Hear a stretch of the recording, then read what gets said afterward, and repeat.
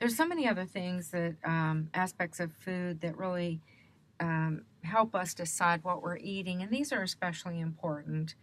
Food cost. You know, everyone has a different budget for food, and especially as a food professional, you may have uh, a concept of only eating organic food and really wanting to go that route, but maybe the budget doesn't allow it. So we have to consider food costs when we eat.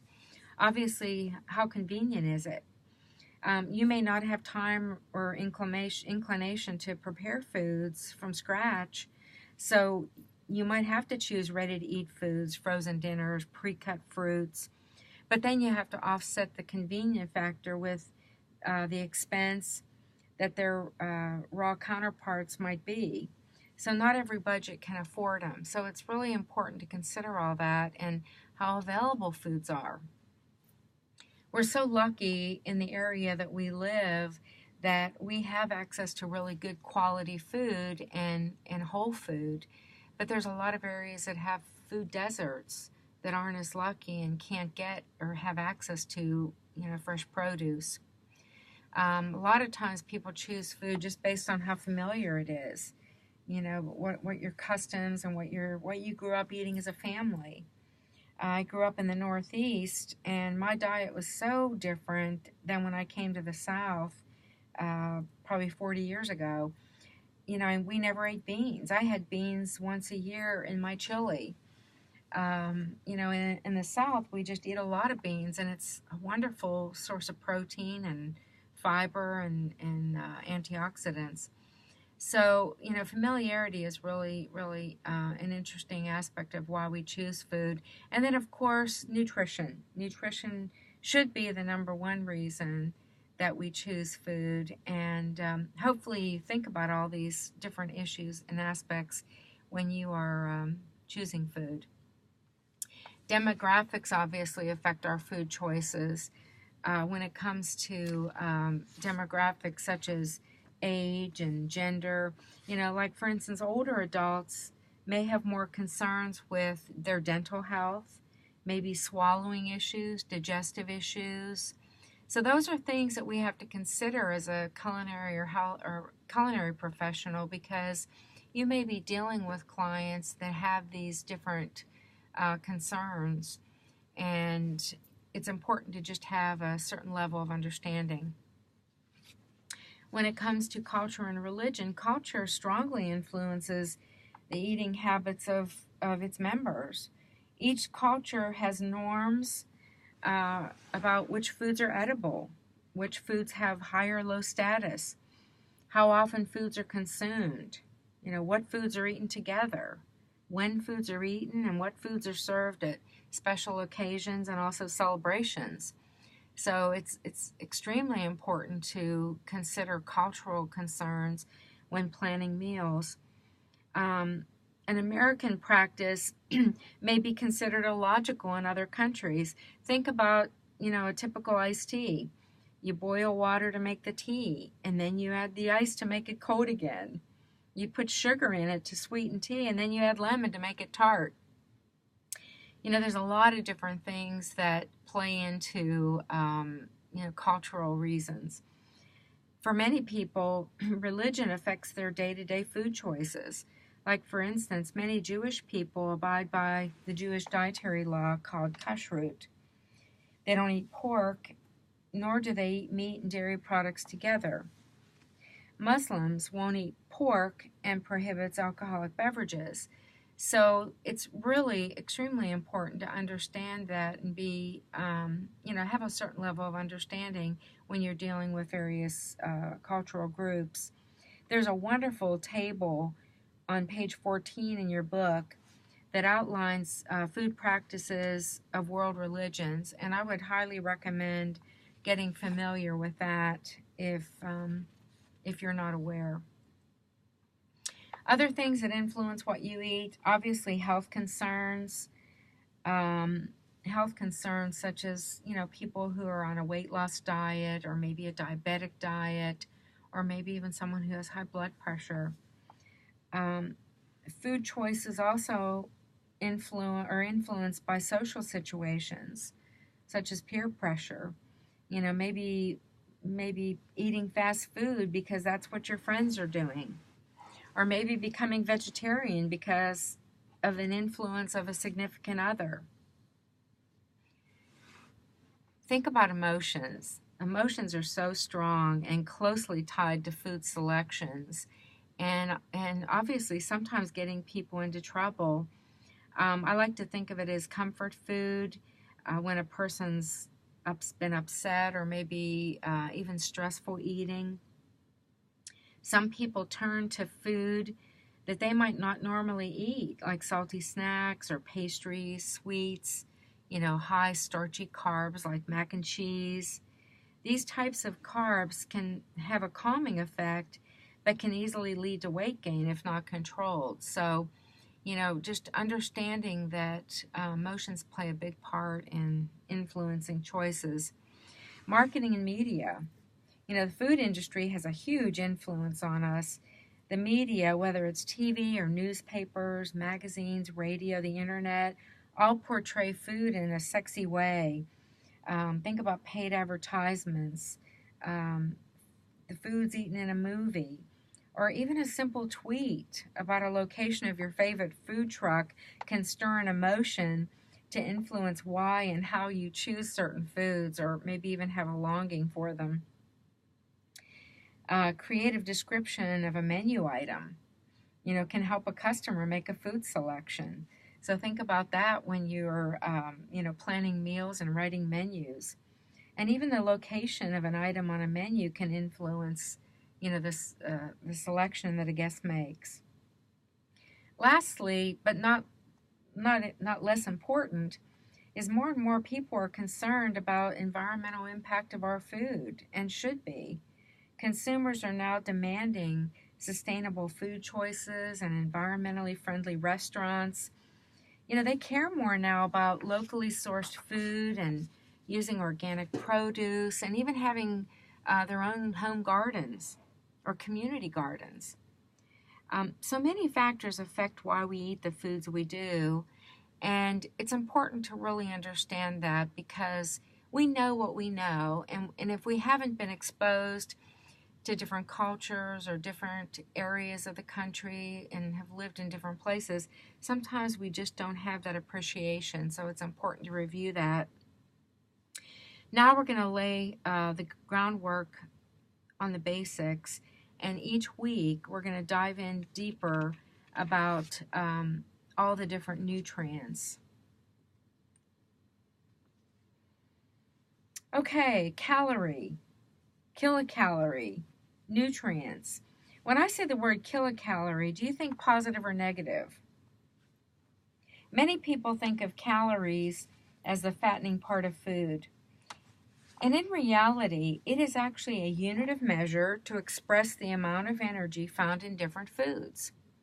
So when I say the word calorie, I'm just saying how much energy I get from that food when I eat it. The number of calories in a certain food is actually determined by burning a weighted portion of that food and measuring the amount of heat or calories produced. So a calorie actually raises the temperature of 1 kilogram of water by 1 degree Celsius. The correct term for calorie is actually kilocalorie. We've used the term interchangeably, but the term calorie actually makes the number easier to read and eases the calculation. So imagine if we were adding up calories per day and having a number to be 6 digits long, such as 350,000 calories for a cheeseburger. It just wouldn't be realistic. So the actual term kilocalorie has been abbreviated to calorie. But when we hear the word calorie, it really is a kilocalorie. And you'll notice throughout the book that those words are used interchangeably. So just, you know, be aware of that. So calorie, again, is not a negative thing. It's a positive thing. It's the amount of energy that the food gives you when you eat it. So, how many calories do we need in a day? everyone has a calorie budget. And I like to think of it as similar to a monetary budget. If you go to the mall and you don't know what your monetary budget is, think about it. You can get into some trouble. It's the same with calorie budget. It's best to understand how many calories you need in a day to stay within your limit so you can manage your weight properly. So it's important to understand the need for that. The number of calories needed is based on three things. Your basal metabolism. That's the energy that you need when your body is at rest and awake, and it's referred to basal metabolic rate.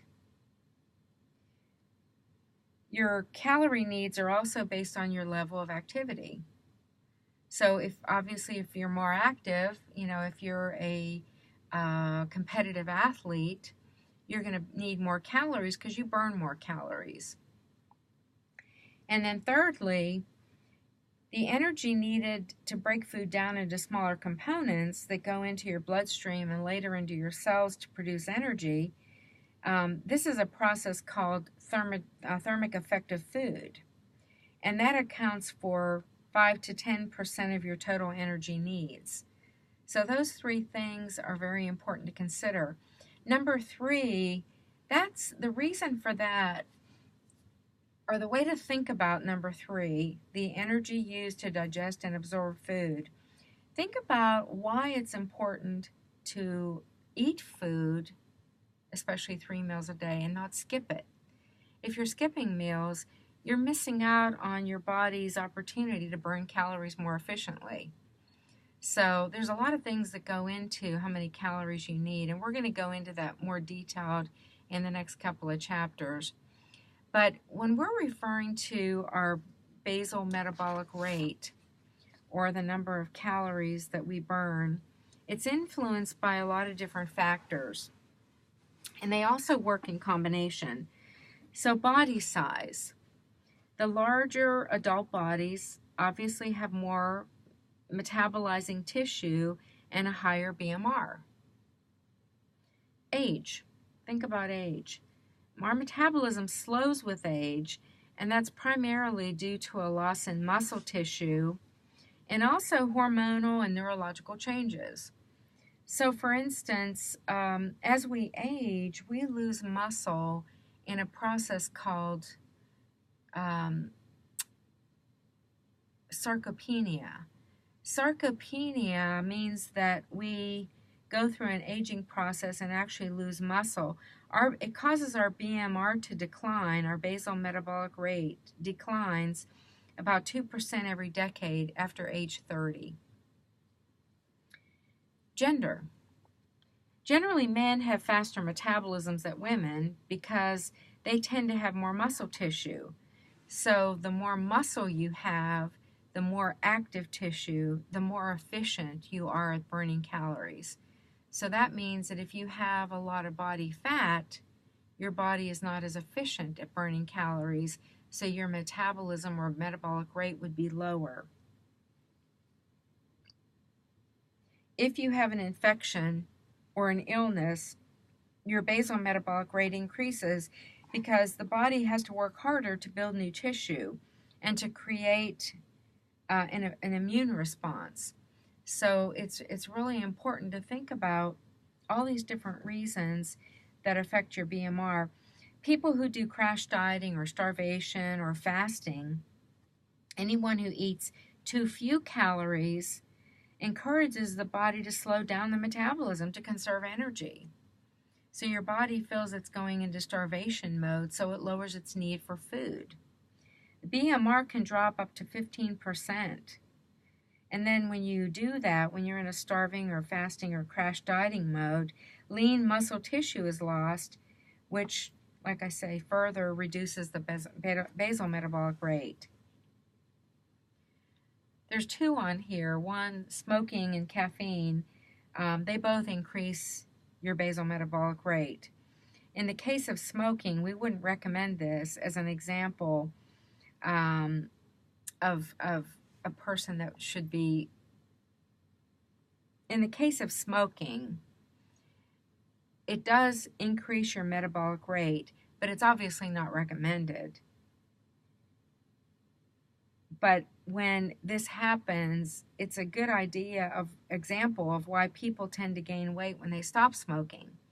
Smoking causes an increased metabolism so that when you quit, you gain weight really rapidly. It lowers the BMR, and also food tastes better.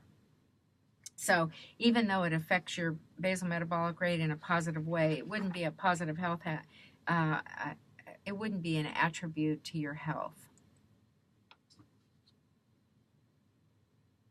All right, so foods provide a wide variety of substances that are necessary to sustain life and health.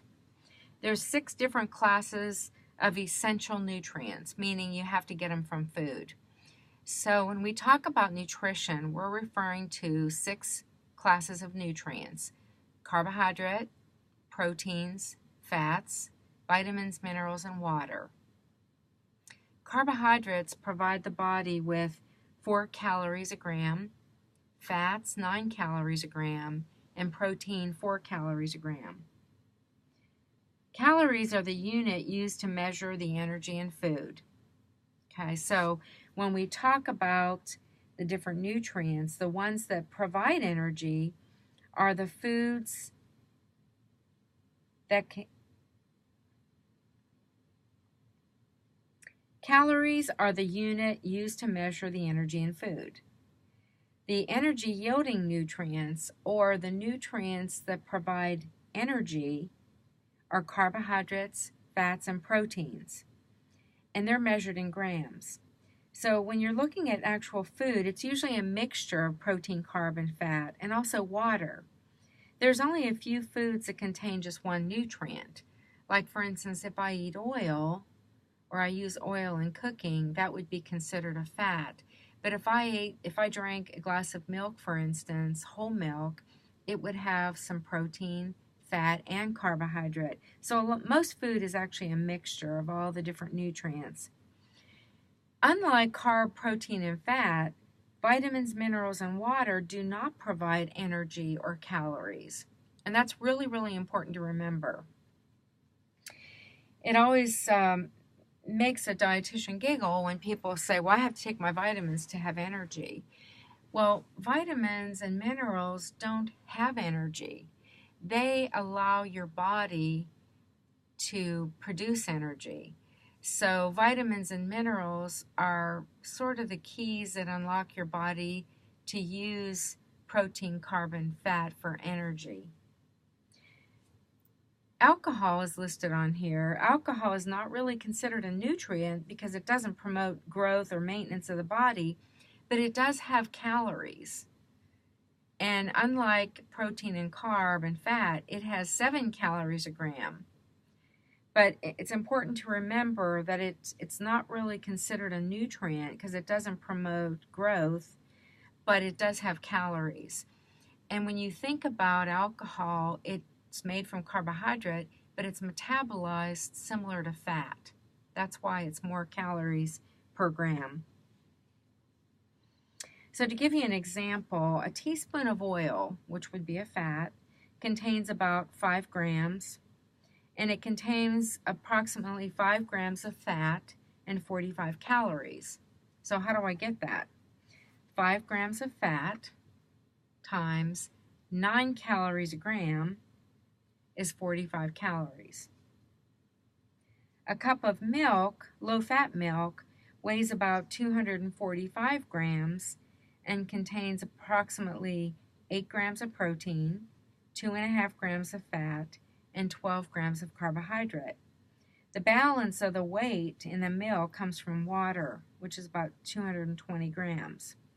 So how do we calculate the calories in a cup of low-fat milk? 8 grams of protein times the 4 calories gram is 32 calories. 2.5 grams of fat times 9 calories is 22.5 calories from fat. And then the 12 grams of carb that cup of milk contains times 4 calories gram is 48 calories. So that's how we get the total number of calories to be 102.5 calories per serving. I know that's very confusing, but the point that I want to make here is that most food is a combination of all these different nutrients plus water. And the way that we come up with the calorie content is just looking at how many grams of each nutrient and multiplying it by the number of calories per gram. That's just background information, FYI. Okay, so we had our macronutrients, which are protein, carbohydrates, and fats, and we have what we call micronutrients. It's important to remember both of those terms. Macros meaning nutrients are needed by the body in large amounts. Micros don't necessarily mean they're not important, but it means that these nutrients are needed in smaller amounts. And that's why it's important, again, to choose whole food over highly processed food, because you're generally getting a lot more micronutrients in the foods that you're eating. And they're in there from a natural state as opposed to having been added back in. So the macronutrients, protein, carbohydrate, and fat, provide energy, whereas the micronutrients do not. We're going to go through the different macronutrients rather quickly, and then as we go through the rest of the chapters, we're going to talk about each one in great detail. This chapter is really just a broad overview of what's to come. Carbohydrates, the word carbs, has really been demonized. And when you think about it, and when you really understand the science of nutrition, you'll understand that carbs are your body's best energy source, and also the main source of energy by the brain and the central nervous system.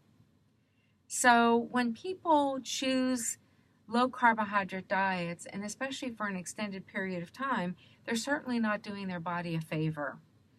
Again, we're looking at the science of nutrition, and that shows us that carbs are your body's best energy source.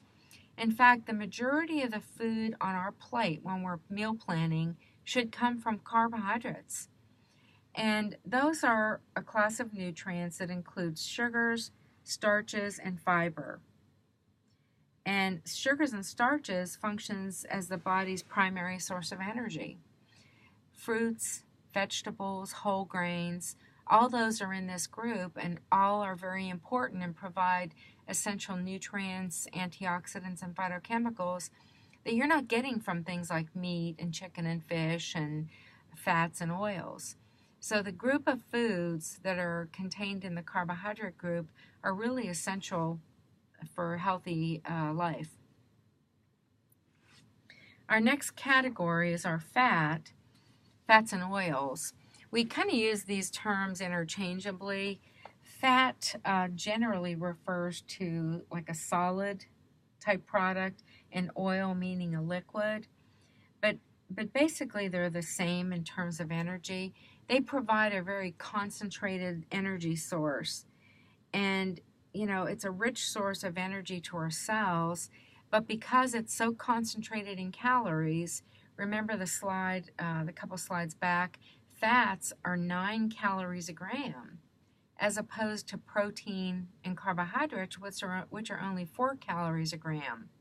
So that means anytime you eat fatty foods or oils, or if you prepare food in a lot of fat and oil, you're getting 2.5 times the calories of any other food.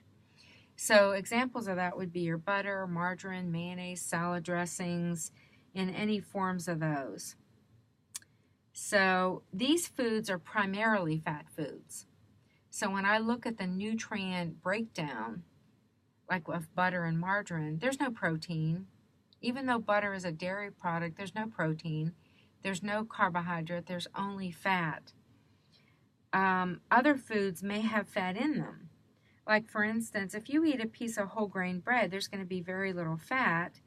But if you eat a croissant, you're going to have a lot more fat than a slice of the bread because of the preparation method. Same thing with pasta, fruit, and vegetables. There's generally no fat in them, but you can certainly prepare them in a way where you add fat. So again, some foods are primarily fat and some other foods have fat in them. So fat is found in, obviously, the fatty streaks in meat, poultry skin, cheese, ice cream, milk, baked goods. Foods that have very little fat are your veggies, unless you add it. Pasta, unless you add fat. Same thing with bread, cereals. If your cereal contains a lot of nuts, or maybe there's some oil in there to provide flavor, otherwise a cereal really doesn't have a lot of fat. If you have fat-free milk, or there's no such thing as fat-free cheese, but you do have low-fat cheese, you can generally compare that to a food that has a lot of fat. There's not very much in fat-free or skim. The third macronutrient is protein. The majority of our calories come from carbs and fats, but only about 15% of the total calories come from protein. And again, this doesn't mean that the protein is not important, because it's very important. It's the part of every cell, tissue, and organ in the body. Besides that role as being an important part of the cell, protein regulates processes in the body, and it also can be burned to provide energy. But when you think about it, your body really prefers carbohydrates and fats over protein, and it's because you want protein to be used to build new cells. So each macronutrient has its own function, and that's why when you're planning meals, and we'll get to the My Plate concept of planning meals in the next session, in the next chapter, you'll understand why where protein has its place in our meal planning. Years ago, everything was planned around the center, protein being the centerpiece on the plate. And now, in reality, we want equal amounts of protein at every meal. It's very important, and your body utilizes it better when it's in equal amounts in a meal. And it's really important to understand what source of nutrient provides your body with the best energy source. So you'll begin to realize throughout the course that each nutrient has its role, and that is why it's extremely important to consider balance.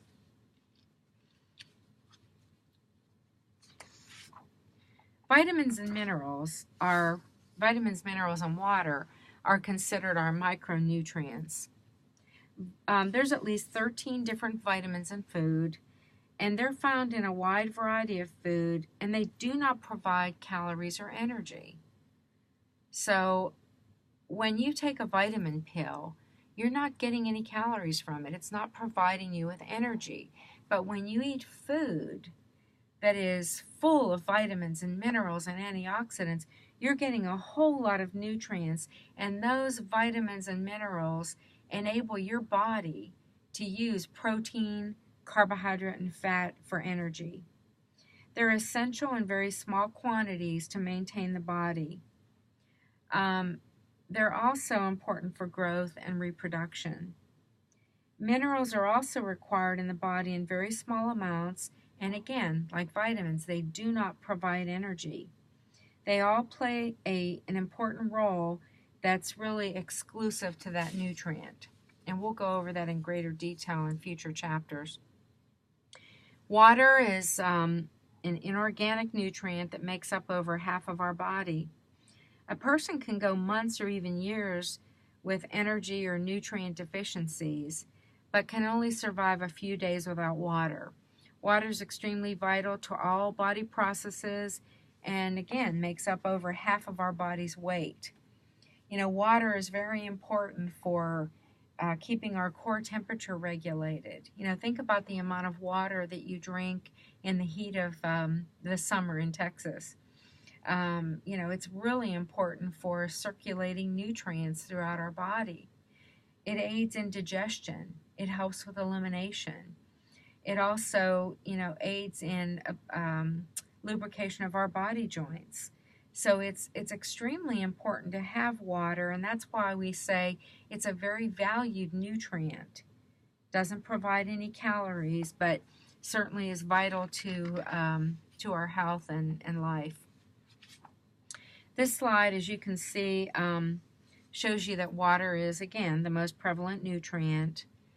Protein accounts for only about 15% of our weight, 15 or 16%.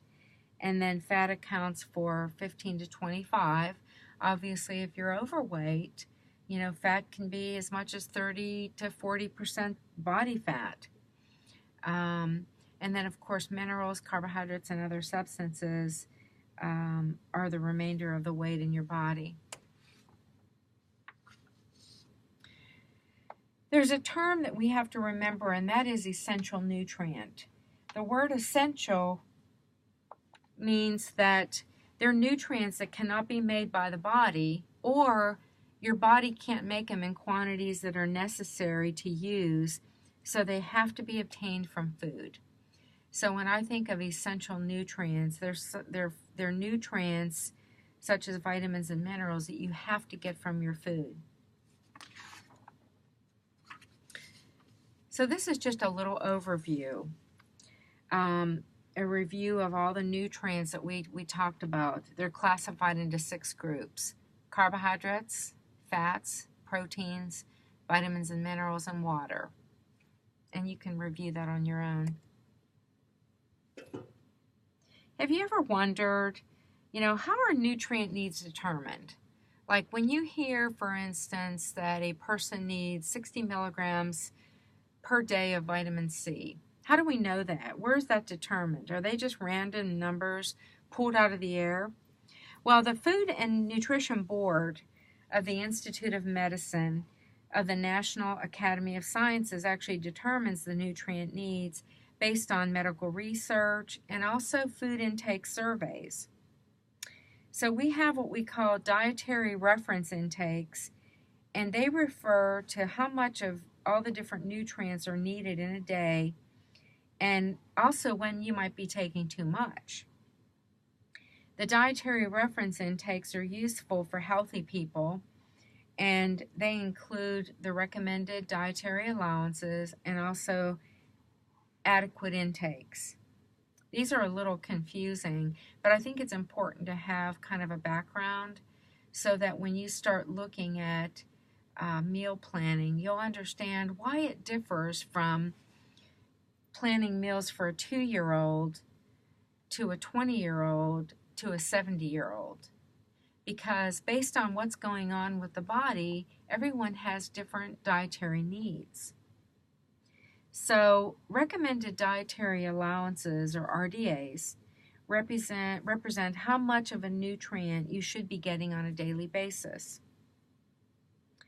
If for some reason there's not enough scientific evidence to set that RDA, that's when an adequate intake is given. Okay, so it's everything is based on research. And if there's not enough evidence, then they basically say, to be adequate, this is the amount that you need. They're primarily used by dietitians and other health professionals to plan for diets for healthy people and healthy groups. And I say primarily used by dietitians because dietitians are the ones that offer, suggestions for meal planning. So for your purposes, we'll be discussing the consumer education tool called the My Plate. And that is really a good tool that we use to help people plan meals. But all the background information comes from the RDAs and the AIs. Most chefs don't really need to be concerned about DRI levels other than to know their intended use. Planning menus using the Dietary Guidelines for Americans and the consumer education tool called the My Plate will meet the DRI requirements. And that's all going to be covered in the next chapter. So for our purposes, this is just some good background information. We also have tolerable upper intake levels. And that's just a maximum intake level of a nutrient above a certain point where an adverse, health may be seen. So, for instance, if you're taking too much of a vitamin, it'll give you a toxicity level, such as vitamin A, or vitamin D happens to be one of the most toxic vitamins, and that's why if you're ever placed on a prescription of vitamin D, it's very important to be monitored by a doctor. They'll monitor your blood work because toxicity can occur. So, they have attached a tolerable upper intake level, which shows the maximum intake level before you'll see some sort of health effects from it. Another important thing to remember, and I definitely want you to remember this part, it's a concept related to the DRIs, and it's called acceptable macronutrient distribution ranges. And all that means is the percent of total calories that comes from each of the macronutrients. So when I'm planning a meal, when I'm looking at my plate, 45 to 65% of my calories should come from carbohydrates, wholesome, complex carbohydrates.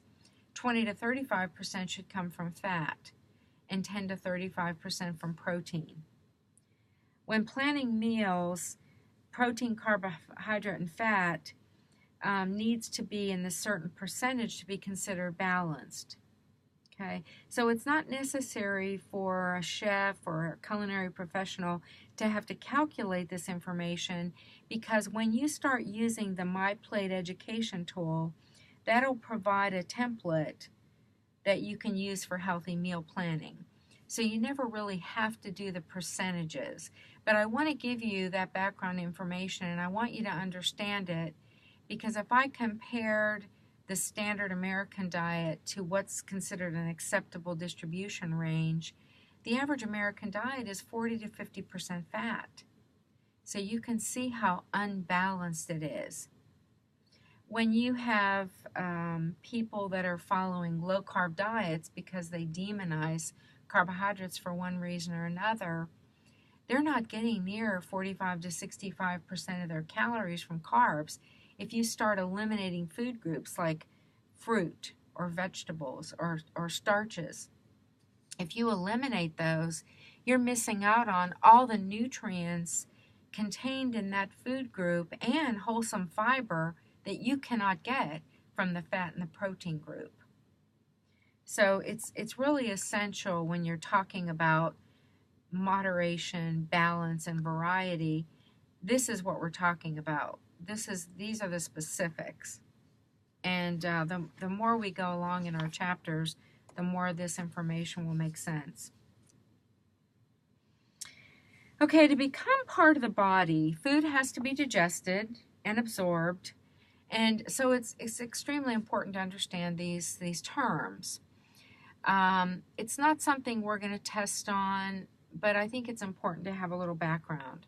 So for instance, digestion starts in the mouth. It's a process where the food's broken down into smaller components. Obviously, you can't take a bagel and turn it into energy, but it's broken down into different components in the GI tract with the help of digestive enzymes. So digestion starts in the mouth and goes through all the different parts of your digestive system. Absorption, on the other hand, is the passage of those digested nutrients through the walls of the intestine or stomach. And at that point, they're small enough where they can be transported into the cells. So that's where absorption takes place. Digestion breaks it down, it breaks your food down into smaller parts and then absorbed into your stomach and intestine and transported into the cell. That is where energy is made. Metabolism is chemical processes where nutrients are actually used to support life. So foods are absorbed and then they're metabolized and turned into energy. Another term is probiotic, and probiotics are live bacteria and yeast that help benefit the digestive health. There's a lot of talk about microbiomes and good GI health. probiotics are especially important because they keep your digestive system healthy. Some examples of probiotics would be yogurt that contains live active cultures. Fermented foods are very, very important as a probiotic. So, it's interesting information for you to know, but not necessarily critical in your role as a culinary professional. But I always think the background information helps us to understand so much better about why certain foods are necessary. In the case of our digestive system, it's another reason why it's important to get enough carbohydrates is because that's one of the food groups that provides a good source of fiber, dietary fiber. Dietary fiber is so beneficial for gut health because it keeps the food moving through the gastrointestinal system. So for more information about the human digestive tract and how it operates, I would definitely refer to our textbook on pages 21 to 23. It's fascinating and very, very important. Okay, so that ends our introduction to nutrition, and we are going to be covering every one of those topics in greater detail, so I promise that this is just an overview. Each chapter of our book, within the chapter, has what I like to refer to as a discussion board topic or a hot topic. Discussion board topics are a forum to learn beyond what's in the standard curriculum. And these are very, very important topics and concepts because they're trending in society. And they're important enough for you to do extra reading and research. Each week, we'll be talking about a different topic, and there's 11 topics listed on our course schedule. So if you go back to your syllabus, there is a section on there that gives you the course schedule. And weekly, there's different topics. There'll be 11 of them throughout the semester. Every student is required to post a minimum of 3 times on 4 different hot topics or discussion board topics. You'll make an initial post and then 2 replies on 4 different topics. So again, I want you to refer to your course syllabus to see the rubric for the discussion board participation. It's very, very important. So the discussion board for topic for Chapter 1 is actually sustainable food systems. The information on the next few slides and also on pages 24 to 29 in your book provide an overview of sustainable food systems.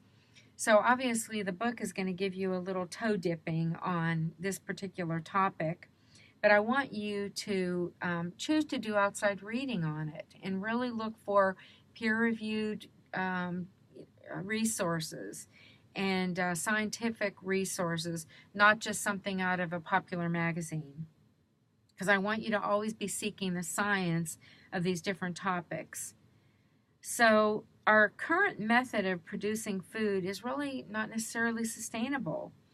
This means at some point the damage being done to our environment may make it possible or impossible to continue to farm. So we have to be thinking of future generations and caring for our environment. We have to learn to be better stewards of our land and water. So it's a very fascinating topic for anyone, but I think especially for those working in the food business. So sustainable food systems are something that we really need to think about. Sustainable agriculture, producing food without depleting the earth's resources or also polluting its environment. Very, very, fascinating topic that is becoming very, very consumer-friendly information. So you'll be able to find a lot of information on it. But again, go to your course outline and syllabus and look for the discussion board. I'll be grading on that, and there's a rubric on there to determine how you'll be graded. the future of food is really up to chefs and culinary professionals when you think about it.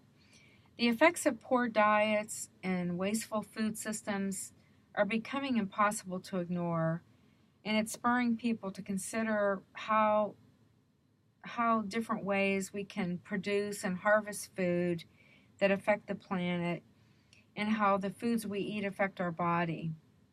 So, in theory, many people share the goal of eating in a certain way that's healthier and more sustainable, but in practice, diners' decisions are usually driven by what tastes good.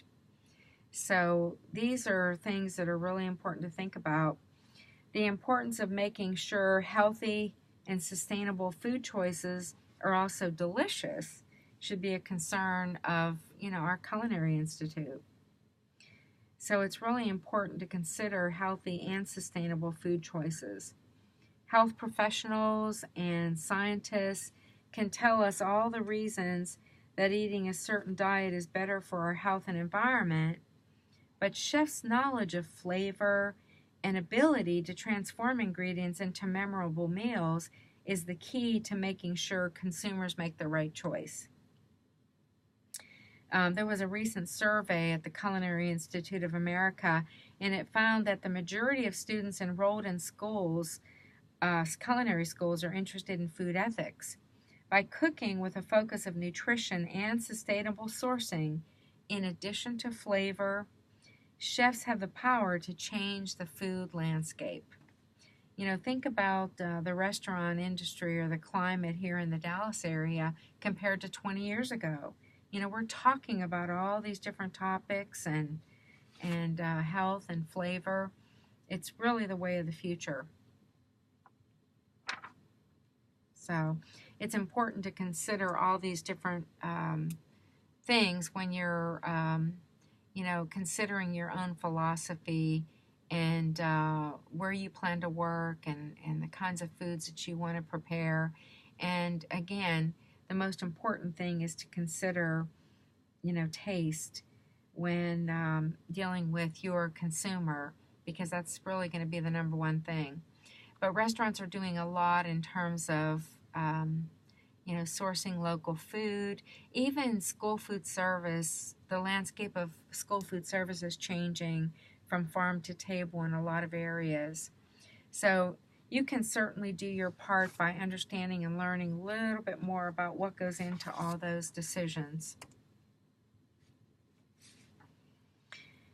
Another really important topic, and this will be the discussion board topic for Chapter 2, but with the growing body of knowledge supporting that connection between diet and overall health, many consumers are really taking personal health and nutrition decisions into their own hands. And they're getting more information from digital media, TV, radio, newspapers, infomercials. And the sad part is they're also creating opportunities for nutrition misinformation and also health fraud. So, years ago, you could trust that your doctor or health professional was giving you accurate information, but now many people are actually, preying on the media or preying on consumers actually regarding anti-aging, or preying on people that they want to be healthy or reduce their incidence of cancer. So there's a lot of opportunities for health fraud and misinformation out there. So it's important for you as a student to really understand where to find reliable information, nutrition information. So where do you turn for this reliable, up-to-date information? Who are the real nutrition experts? In the U.S., there's over 80,000 registered dietitian nutritionists who are recognized leaders and legitimate providers of nutrition information. They have specialized education in in human anatomy. Dietitians have a specialized education in human anatomy and also physiology, chemistry, medical nutrition therapy, foods and food science, behavioral science, food service management. So it's important to turn to the right people for that information. This discussion board is so important because of the vast array of misinformation out there. And I really want you to become more vigilant and look to the science for answers. The best way to protect against nutrition misinformation is to be an informed consumer and not take anything at face value. If it sounds too good to be true, it is. It probably is. So review the information on the discussion board topic in your book on page 30 and 31. There's some excellent resources, and what I want you to do is research that topic a little bit more and be prepared to post on the discussion board for week 2. And here's some really good questions to help you judge whether the information that you're looking at is accurate and good information. So the next chapter will go further on explaining the use of food guides, dietary recommendations, and also nutrition food labels for planning menus. So until next time, remember that nutrition should never be an afterthought for you as a culinary professional. It should be an integral part of your menu development process. Remember, you have an opportunity to help change the way consumers eat and to have a positive impact on their overall health of people. Are you ready for the challenge?